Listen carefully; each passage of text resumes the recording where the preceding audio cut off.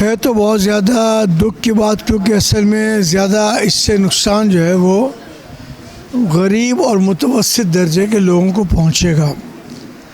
لیکن یہ اس لیے ہونا تھا کہ جو حکومت مسلسل IMF سے سودی قرضے لے گی اور اللہ سے اعلان جنگ کرے گی، اس کو یقیناً ایک دن ایسے ہی حالات کا سامنا کرنا پڑے گا. بہت سمجھایا، اسلامی نظریاتی کونسل نے بہت سمجھایا کہ آپ یہ سودی قرضے کا نظام ختم کر دیں، لیکن وہ نہیں مانے تو اس کے ذمہ دار وہ تمام حکومتیں ہیں جنہوں نے اپنے اپنے ادوار میں سودی قرضے لیے اور انہوں نے حکومت جو ہے اس کو اسلامی نظریاتی کونسل کے منع کرنے کے باوجود،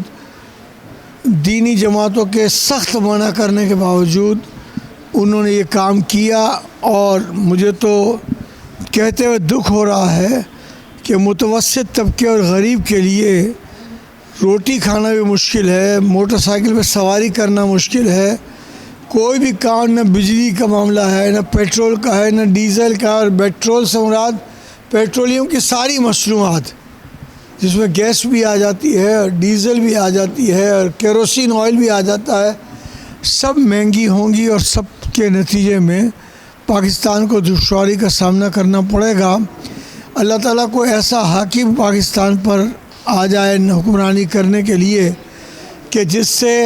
یہ سودی نظام سے ہماری جان چھوٹے. آپ جانتے ہیں کہ اس سے پہلے بھی 22 قوانین کو اسلامی نظریاتی کونسل نے سودی ڈکلیئر کر کے حکومت سے کہا تھا ختم کرو اس کو، لیکن حکومتیں ختم کرنے کے لیے تیار نہیں ہوتی. اب جو ریسنٹلی اسلامی نظریاتی کونسل کا دوسرا فیصلہ آیا، اس کو 19 سال تک کورٹ میں ہیئرنگ ہوتی رہی. تو مطلب یہ کہ ہم سب طے کر چکے ہیں، ہماری حکومت طے کر چکی ہے